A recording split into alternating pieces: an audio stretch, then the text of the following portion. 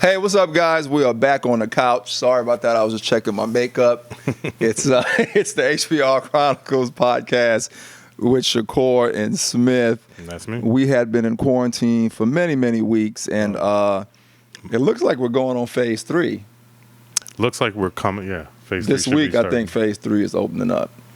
So I guess Smith and myself decided we have phase 3 at the HPR Chronicles as well. So we're going to go ahead and get back on the couch and get back to it. It's nice to see you, man. You know, I've seen Smith at different events recently and stuff, and so we've been that friends have had in town. We've kind of been around each other as well.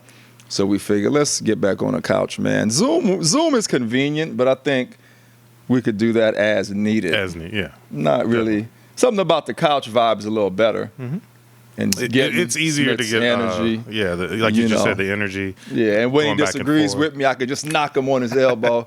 You know what I'm saying? Yeah, exactly. Anyway, if you are joining us for the first time, we are a podcast about history, politics, and race, which is what the HP and the R stands for. And we also tackle current affairs. And it's from a pop culture's perspective, meaning we're just bringing you all this information with a lot of swag and not in a boring and nerdy kind of way. We just try to break it down as simple as we can. I am a film director who was born in Trinidad and Tobago, but recently found out that I'm Nigerian, British, Irish, mostly, but born in Trinidad and Tobago. And I always had a love for the history, politics, and race. And Smith here is a veteran of the Army Reserves. He currently works for the VA, and he has a passion for the same. And our slogan is, it's about truth. We're not pro any race, just pro truth. Mm-hmm. And if the truth offends you, we're sorry, not sorry. That's our slogan if you're joining us for the first time. That's who we are. That's what we do.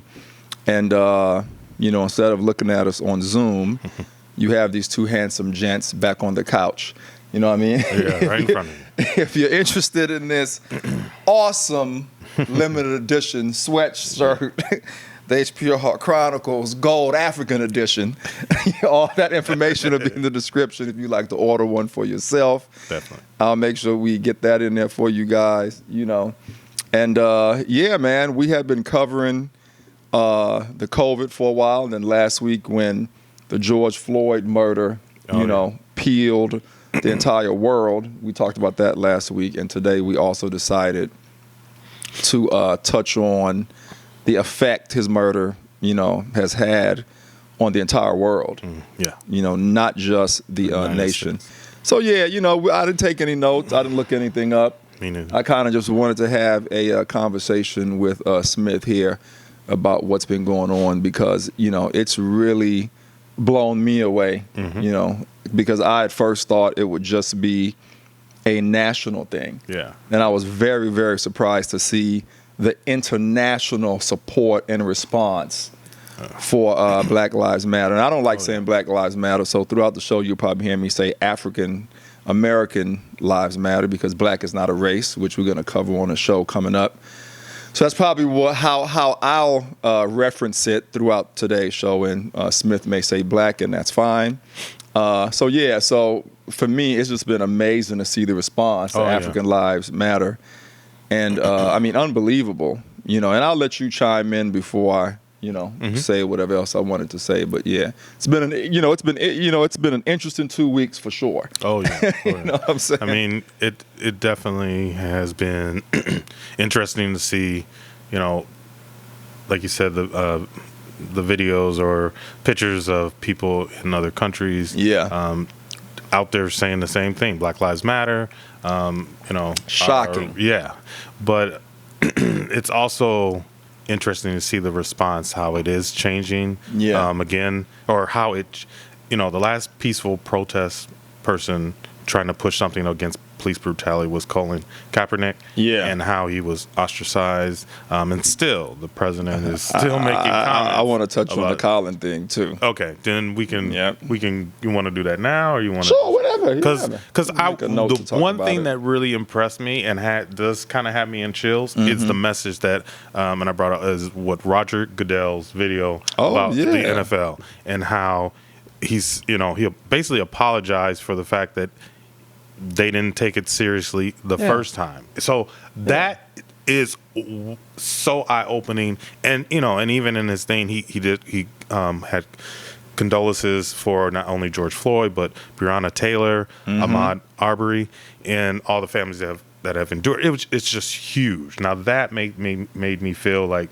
maybe, just maybe, we will be getting something out of this. Yeah. And one last thing I just want to kind of put on that is Black Lives Matter is not just about Black lives. Right. It is more. But what we're asking for is just equality. And so it's like, what your, other non-Black, or let's just say whites, have when we call privilege, is that you're just treated normal and like just a regular citizen, where it's not done that way for us. And so what we are asking for, and what should happen, is then everyone's rights will be equal and everything will be better. So police brutality across the board should end. Yep.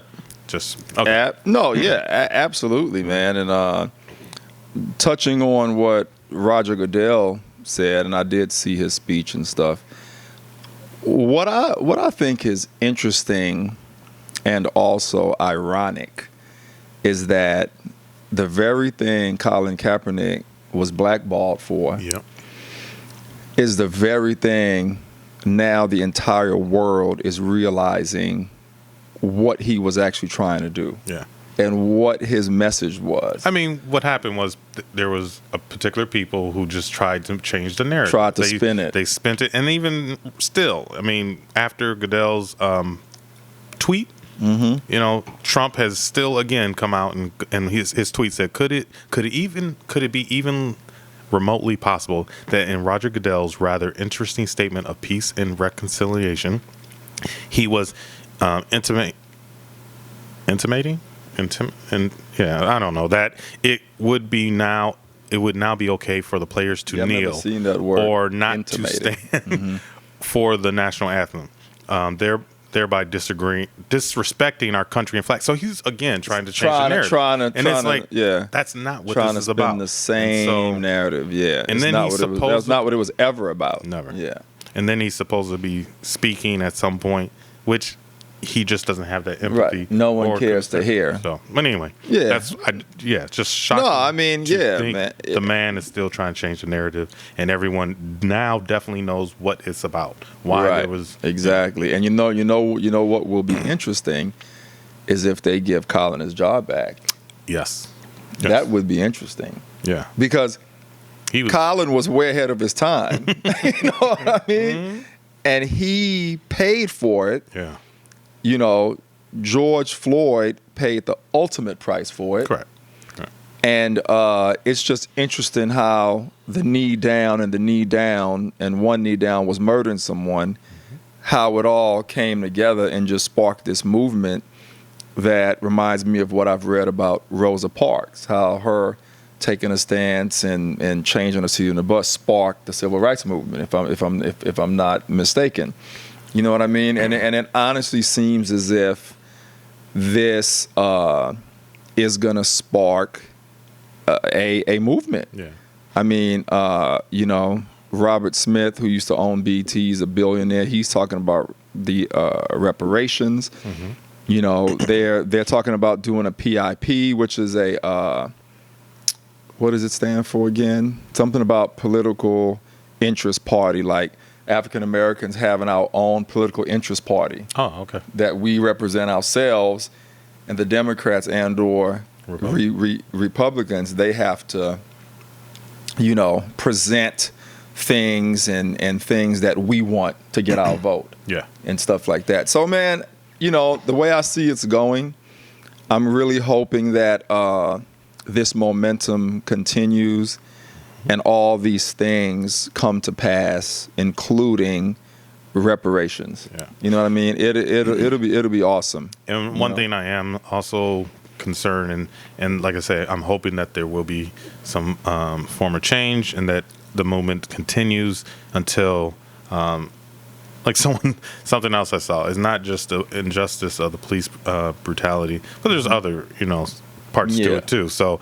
Like someone said, it's not over. This is not over what we're asking for. But But the thing that's interesting is I'm hoping that there isn't like it just ends. You know, now that most riots are done, people are like, oh, things are back to normal. Okay, right. Well, I can just I don't tune think that's it back gonna happen out. this time. So I'm hoping that it doesn't go in that. You know, though, let me ask you an interesting question. Why do you think, like, what made this moment, like, why do you think this is the moment that caused everybody, I mean, every race, to finally say, this community is being treated unfairly. They have been treated unfairly for the last 400 years. It's time for a change. And before you answer, when I was in Madrid in September, you know, I noticed the racism. Okay. I caught it when I was going to places and going to restaurants, and you know what I mean? Yeah. So I was shocked to see even Madrid and places that I just visited last year even rallying, going, Black Lives Matter. I mean, I was absolutely shocked. Like that's the question. Like, what do you think did it this time? Why this sudden spark where everyone is finally realizing what we've been trying to say for centuries? I think a couple things helped make the George Floyd thing so eye-opening, or just the emotion so raw. Is first you had I believe the video of the girl or the woman, Amy Cooper, and with the other guy, Mr. Christian Cooper or something like that, and she on camera, and on camera, just knowing what she was about to do when she said, I'm going to call the police and tell them you're threatening me. And then I'm going to tell them I'm being threatened by an African American man, or whatever word she used. But she knew that she could articulate what she was about to do. And then when she got on the phone, then her whole manner changed. Like the whole, and tears are coming. So that's a blatant showing that people know what they are doing. You know, you could always, you kind of would get the idea, like, I know you're being racist, but that one captured it. So it was like, God dang, like, you really wanted this man just to die because he told you to do something you were illegally doing. So it's not only it's showing the injustice of the fact that she was doing something illegal, but then he asked her not, and because she didn't like it, she wanted to call the police and get him roughed up, if anything, or arrested somehow. And then the next thing is the murder of Arbery, and you see him running, and the other guy trapped him. People they're chasing him down, which I know someone said was like a lynching, but lynching, you normally have the rope. That's basically what it was, a modern day lynching. Yeah. Okay, so it was just again, seeing what we have heard or know about, but then it's now on video. Right. And then when George Floyd's death happened, that was so raw because it happened. Anyone who's watched that video saw a man's life die just on you, in front of you. Right. I know that they say he died in the hospital, but that man was dead there. Oh yeah. And if you look at the video and people, it wasn't even paramedics that picked him up. Right. They were wearing bulletproof vests, and I don't know paramedics that wear that, or that they're in the tan uniform. Right. So it was more officers came there to take them, and I don't think anyone touched them. No one. I definitely saw that when someone touched him real quickly, and then they quickly put him on that gurney and got the heck out of there. But that's I think watching a man's murder, and people are trying to say get off his neck, and then. No one cared. You got the officer trying to keep people away, and he people can hear the man's pleas for help. Right. And there's 4 officers. If you're standing there and you hear someone behind you going, "I'm dying, I can't breathe," doesn't it make you turn around and go, "Hey, Officer so and so, get off his neck, man." Like do y'all need to be like right? So even though those officers, the one attorney that represents one of the other officers is trying to say, he's not complicit because, how is he going to make so-and-so get off his neck? you can save another man's life. You three could have tackled Shaven and said, man, get off the guy's neck, man. He's down already. They didn't even say anything. They didn't even say nothing. Well, according to the one's attorney, he said that his guy said, hey, man, should we turn him over? I mean, what's that going to do? And then what are you going to put you were still on his back and on his legs. Yeah. Right? I don't get it. You know, so they're all responsible.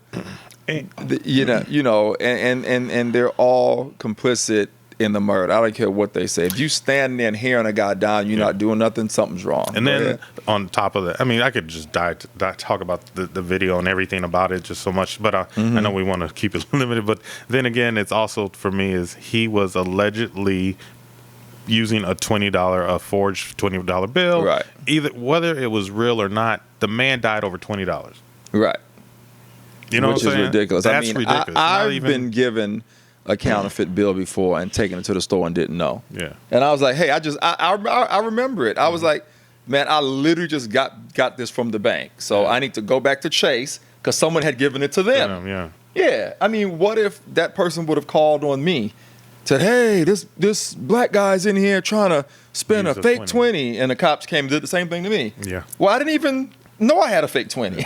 And then he was in custody. He was handcuffed earlier than that. Right. Not trying to resist. So it is kind of trying to understand like what happened that he ended up on the ground anyway. Right. Well, they showed the one angle in a car, like something was going on, and they ran around. But the whole point is, even if he was resisting for however long it was, and this, that, now, there's still no reason to die. No. Someone's on the ground. There's ways that you can shackle someone's feet and tied to their wrists. I've seen them do that to like restrain people. There's ways to do it without killing someone. Correct. You know, even if he was resisting a little bit, which in most of the video that I saw, he wasn't. When he was on the sidewalk, he was complying. Yeah. And I heard that they put him in the car and then they took him back out. So, like, I don't understand any of this, but regardless of the fact, he shouldn't be dead for a counterfeit $20 bill. For a $20 bill. Exactly. And while in true custody of the police. So the police, that's so much neglect. Okay. And what I do want to say about the international protests is that what trips me out is in the other countries, I mean, way more feet on the ground than in America, brother. Yeah. I mean, in Madrid, it was 5,000. In the Netherlands, it was thousands. Yeah. I mean, in America, I think I saw downtown LA, one of the protests, it was a few thousand out there. But in these other countries, I mean. But the only thing I wonder is, do they come to a bigger area? You know, like like their country. Yeah, I don't know. We're spread out in a bit, and I'm not saying they're not either. But if they all can get to a particular location, city, easier, I don't know. That's a good point. But it is surprising the numbers. It's not like we're having an international protest and you're getting 500, 1,000 to come out. You're getting thousands in these cities. Yeah. That's what trips me out. And and honestly, man, I have to say, it's great, and it feels good to finally get the other people in the world to understand what we've been going through and stand with us, because, like we say, it's something that we all have to fix. It's not our problem to fix. We didn't create it. Nope, we sure didn't. We didn't ask to be here. We didn't ask to come here. We didn't ask to have no slave masters' names, and we damn sure didn't ask to be called black, which we'll get into another time. But so it's everyone's problem. So it's great to see that everyone is involved in being a part of the cause. And sometimes I still don't believe it. It's still shocking to me. I'm like, is this really happening when I turn on the news and see these people in other countries? Another thing I think has pushed it a little bit further than any other time in the past is seeing how the police have reacted to the peaceful protesting, and that they've used tear gas or the rubber bullets, and seeing pictures of how people faces or their legs look after they've been hit. And then also the fact that they've gone after the media. So I think those type of things are making this country look a little bit more dictatorship-like. This is not the nation. I mean, we didn't sign up for this, but this is not the nation that we thought we were supposed to be part of. Right. I didn't fight. I didn't join the military for that type of stuff to happen. Right. To attack peaceful protesters. Right. Well, that's a great segue to coward Trump hiding in the bunker, and I just heard him again say he was going to inspect it, which is BS. And then him just like you said, coming after peaceful protesters to go do a Hitler-like photo op. To be honest, I don't even know what to say about Trump, but I do know that, his leadership have created the atmosphere for all this stuff that's going on to be easier. Correct. You know what I mean? So, even though he is part to blame, and I highly, highly doubt if he'll be reelected after this. I was just looking at some of the stats the other day, and his quote-unquote white support has gone way down. They just did a thing on CNN last night about it. His white support have gone way down. And, no one's going to win without the black vote, where everyone knows that. And, he is gone. I mean, more than any other time in the past 3 years, I'm more convinced now, more than any other time, that coward is not going to do another 8 years. Yeah. You know what I mean? That's what what I wanted to say about Trump. And I read today how Colin, before you keep going, him going in the bunker, audience, to me was just a way of trying to cover, or him going across the street to do that photo op was just a way of him trying to cover the fact that he went in the bunker. He didn't want to seem as if he was a coward. Yeah. So even though I hid in the bunker, I'm going to show them. I'm going to have this cleared out, and I'm going to go across the street and hold the Bible up. And then when I come back, I'm going to give them little fist bumps to the to the police. I mean, man. Anyway, I didn't mean to cut you. Go ahead. No, that's a good point. Like it was. That's all it was. I can't believe that someone actually. I want to know who gave the order. That's the person that needs to be taken down. Not necessarily going to say that Trump said it because we really don't know, but he obviously said, I want to do this, and whoever planned it, and they knew they had to get the protesters out of the way. Mm-hmm. So someone hyped the officers up. Instead of them saying it's not a good idea. Yeah. No, they were like, let's go. We're going to. Right. But what I was going to say is when you talked about his support, I am noticing that GOP representatives, leadership are starting to say either one of two things. Either they're not going to vote for Trump or they're actually going to vote for Biden. And you got Colin Powell, who even though he endorsed Barack Obama and Hillary Clinton sometime before the election, right now Colin Powell has already given his endorsement of Biden. So that's huge. This is not like he's doing it in October. Right. He's doing it really early, yeah. And then other names that are not planning to support or that don't support Trump are like George W. Bush, Mitt Romney.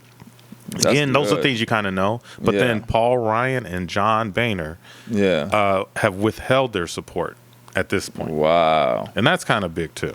And I heard about the one from Alaska as well. Senator Lisa Murkowski. I forgot what she said, but I saw her comment. She's struggling with how to deal with Trump's desire for a second term. So she really I don't know about that being a possibility. Right. I don't think that's a good idea. Representative Francis Rooney from Florida, again, a Republican. Yeah. He told the Times he hasn't backed the he said to the Times he hasn't backed a Democratic candidate in decades, but he may vote for Biden. Yeah, that Trump is driving us all crazy. Yeah, people. Well, I'm just hoping that the voters do go out and vote because that's the only way it's not going to happen if people don't actually turn out. Right. And you know what, audience, if you haven't seen Al Sharpton's eulogy at the first George Floyd funeral, you got to go back and check it out. I'm sure it's on YouTube. It was very powerful. Almost brought me to tears. I heard other people saying the same thing, especially the entire analogy he did at the eulogy about being on our neck. I mean, he just gave one of the most poignant, powerful analogies that I've ever heard, you know, comparing someone's murder to the state we are in as a people in the U.S. and around the world. Wow. And it was powerful. If you haven't seen that whole section that he said at the eulogy about being on our neck, I highly recommend you go and listen. I mean, it is powerful. You know what I mean? I mean, one of the things he said, and I'm paraphrasing, of course, is, you know, we don't want any handouts. We don't want anything extra. Just get off of our neck. You know what I'm saying? Yeah. Look, it was deep, man. And, you know, Sharpton, you know, to have Sharpton come in there and deliver that kind of speech was just, absolutely amazing. Kudos to Al. Yeah. And something I just kind of popped in my head is, you know, viewers, if you're listening to this one, please look at some of the other podcasts we have done that has been about the history of, like, massacres. Because there's Jim one thing Crow, I saw, all that. A video I saw where the woman was explaining how for 400 years, and she used the game Monopoly, you know, she's like, how would you, you know, you're playing Monopoly with other people, and you're, you know, the black race, for 400 years you're playing Monopoly, and you really can't even, you get nothing. Right. You know, you can't. And all you do is play. You're just playing. You're just going around the board, but you collect nothing. Right. And everyone else does. And then there's another 50 years where, you can start collecting some stuff. But then, what's happened? Then they burn everything down. Yeah. After, like, the Black Wall Street, Tulsa, and all that stuff. So there was a point where we were starting to make our money. And when whites got either upset or jealous or whatever, they came in, and not only did they burn our stuff to the ground, they also murdered families. Right. So it's not, so the rioting and the looting that you see, and people are always like, they're messing up their own community. And this is actually an interesting point. We're not really burning down our communities and our businesses most of the time. I mean, you know, Target, that's not an African American business. You know, Walgreens or all that stuff. And when we had our own, they burned it down. They burned it down too. So it's kind of blatantly. Like, So now y'all mad because the favors being returned?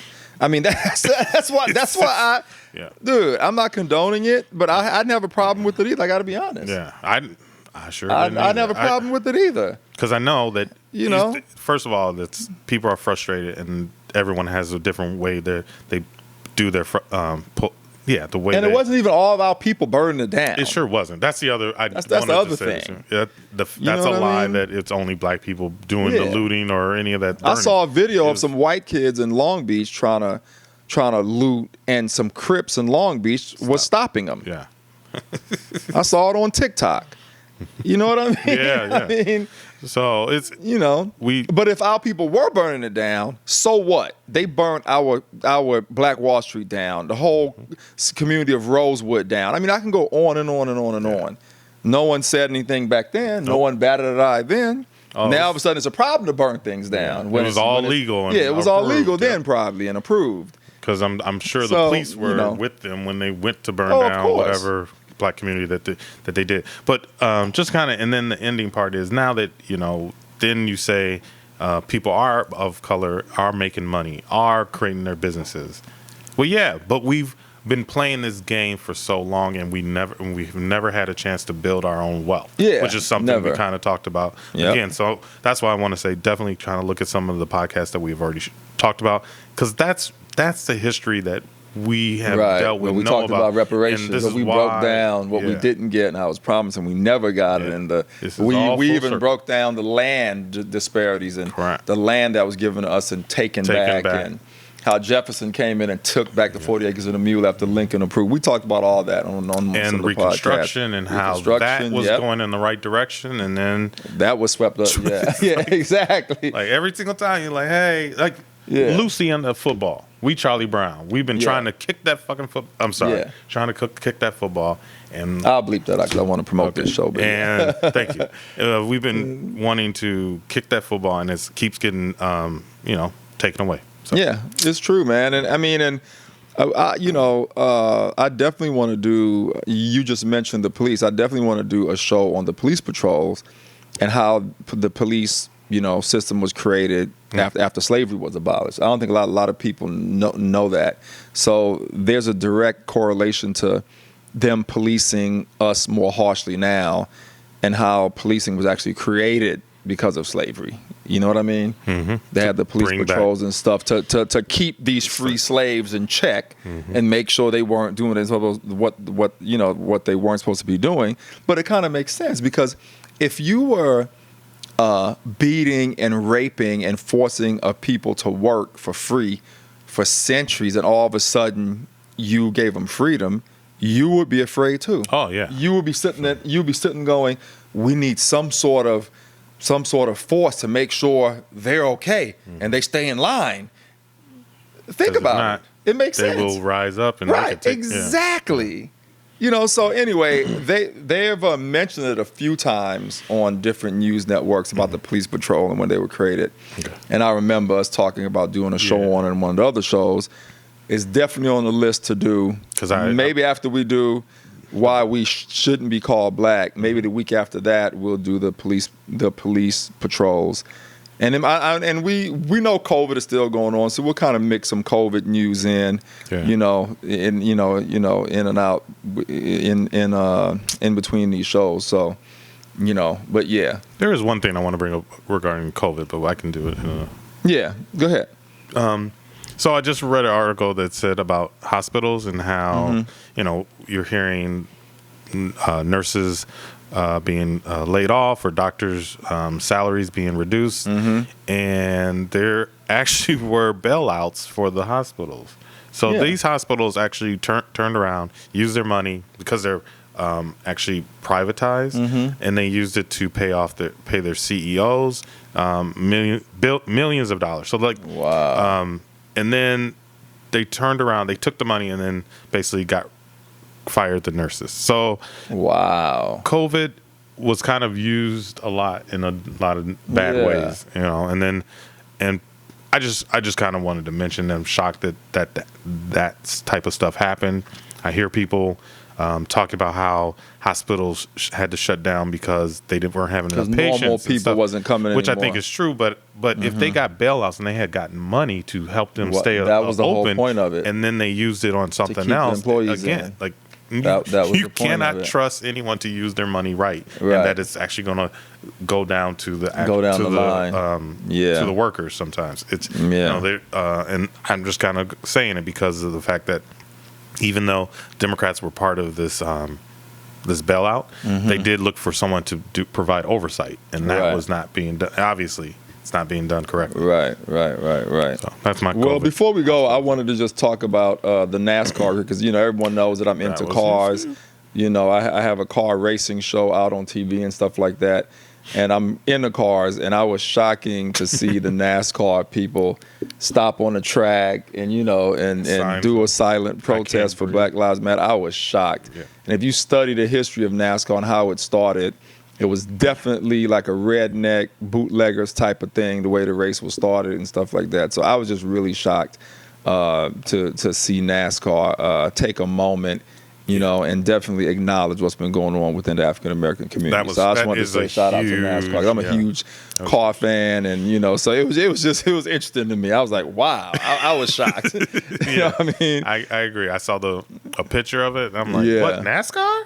Yeah. Oh my goodness! I couldn't believe it. That was the second biggest thing, NFL, because of how they treated Colin. That got to me, but then seeing NASCAR, I was like, wow. Yeah. This there's something going on. This is man. The movement you wanted to experience. Yeah, and I'm in the entertainment industry, as a lot of you, as I said at the top of the show, and it's been interesting also to see a lot of the entertainment, so a lot of my peers out there on the front line. I saw Usher on his bike riding through Hollywood, doing protests and stuff like that, and just getting involved. My daughter, she had a chance to get involved. I know me personally, I haven't been able to get out there because I live in wine country, and I didn't even know when it was happening here. Yeah. And usually when I saw it, I was passing by, and I saw some had protesters no idea when it was going down. Wow. Yeah. But I did my honk at my horn. Right, exactly. So but if it was I will say that had I been hitting up and invited, I would have definitely gone and invited Smith here and a few of our other friends in the area, and I would have definitely gone. But I didn't even know when they were happening. Like I said, I'd be already doing something and passing by. You know, when you go to a protest, you got to get your hat, you got to get your boots, you got to get ready, your water, because you know it's going to be hot. It's not just something you could just go. So my daughter and my ex-wife, they were able to prepare the correct way and go. And it's funny, the one in the area that they live in L.A., it literally passed right in front of their apartment. Oh, wow. So that they literally was ready and just stepped out of the house and got right in. That's and did the whole mile, you know what I'm saying? Cool. So it was cool for them, you know what I mean? And then they went to a second one recently that they drove to a little further and did it again. So, and I'm happy my daughter was able to take part and stuff like that, her being 15. That's you good. know, and like we said in another show, I'm definitely going to sit her down this week coming up and explain to her exactly what's going on and show her some history and who we were before slavery and how it got to slavery to where it is now. You know what I mean? Yeah. And everybody, put in the description for Smith to do his 23andMe. It's $99. He's been spending money all weekend in wine country. No. You know what I mean? Tell him to spend that $99 and get that 23andMe so we could talk about it on the show. And maybe he's from Nigeria too, and we all could just do a whole trip and even do a podcast over there. Yeah. You know, and actually, I have some people meeting me there too, which is cool. Really? I mean, I do. Yeah. I'm sure Nigeria's going to come up because, like I said in another thing, my mother got hers and it was Kenya and Nigeria. So, it was, yeah. So that's interesting. So Kenya. it'll just be interesting to see see what the your numbers dad's side are. and what the numbers are and stuff like that. Yeah, it'd be interesting to see. Anyway, guys, that's our show. In case, unless Smith has something else to say. Just want to kind of say to friends and stuff like out there, if you're not supporting, I am looking at your Instagram, your Facebook accounts to see how you are. Either are you silent or not? Because I do kind of want to see where people stand and if you're with me or not. So that's my warning to people. Not deleting you because I want to see what you're about. Right. A lot of times, like I said before, though, I think a lot of our friends are actually afraid, don't know how to respond. I know that some of that might be true too, you know. And I've had other friends respond, but I know some friends have been kind of afraid that maybe they didn't respond, you know. Yeah. And anyway, you know, they can always reach out directly, and that's the cool ask one. Question. Let's have a conversation. Someone, you know, just texting to say, I love you. That's a cool thing. Yeah, we did have that. Shout out to Ash. You know who you are. You did send that. I really appreciated that. That was so nice of you to do and reach out to Smith and myself. So, all right. Yeah, that was it? That was it. Anyway, guys, that's our show. We are back on the couch. Like I said, it's HPR Chronicles with Shakur and Smith. If you're still quarantined and doing social distancing in your town, try to keep your mask on and maintain that based on the cases and the curve where you are. Yeah. Where we are, our cases and curve is way, way down. So our city is pretty much open back up, basically. You know, we're just waiting on a few stages and stuff like that. So just wanted to be safe out there. Thanks again for listening. Don't forget to subscribe on IST Group Digital. And thanks for listening where you get your podcast. It's the HPR Chronicles Podcast with Shakur and Smith throughout. We'll see you next week. Peace.